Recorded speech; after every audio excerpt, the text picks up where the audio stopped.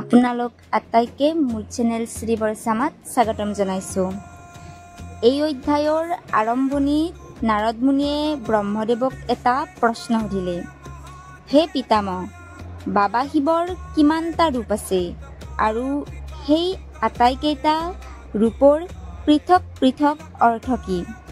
ব্ৰহ্মদেৱে মিচিকীয়া হাঁহিৰে ক'লে, শিৱ এজনেই, কিন্তু তেওঁৰ অসংখ্য ৰূপ আছে। তেওঁৰ প্ৰতিটো ৰূপৰ এক বিশেষ শক্তি আছে।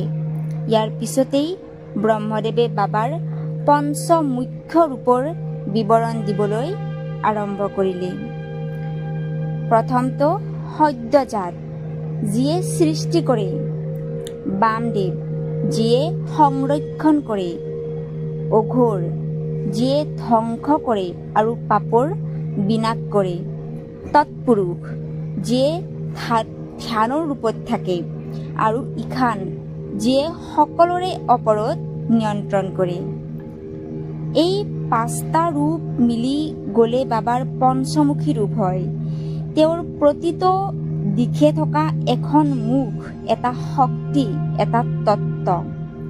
যিয়ে এই পঞ্চমুখৰ ধ্যান কৰে, তেওঁৰ শৰীৰ পবিত্ৰ হয় আৰু মনত আধ্যাত্মিক প্ৰভা জাগে। এই ৰূপবোৰ পাঁচটা মৌলিক তত্ত্বৰ ৰূপ। সদ্যজাত, পৃথিৱী তত্ত্ব। বামদেৱ, জলতত্ত্ব। অঘোৰ, অগ্নিতত্ত্ব। তৎপুৰুষ, বায়ু তত্ত্ব।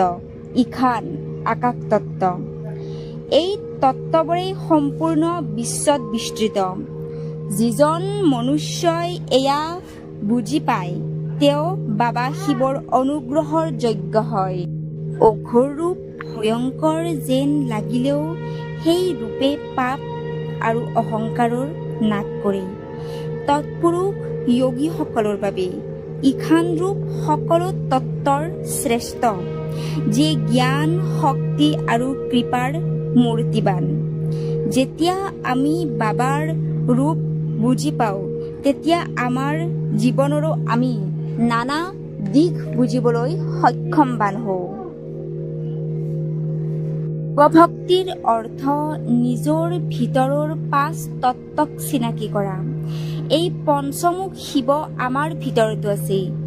যিজনে এই ৰূপবোৰৰ ধ্যান কৰে, তেওঁৰ শাৰীৰিক আৰু মানসিক কষ্ট দূৰ হয় আৰু পাপৰ বিনাশ হয়। মন বাবাৰ দৰে শান্ত হয়। শিৱ বাবা এজনেই, কিন্তু তেওঁৰ ৰূপ অসীম। প্ৰত্যেকটো ৰূপে এটা শিক্ষা, এটা আশীৰ্বাদ আমাৰ বাবে।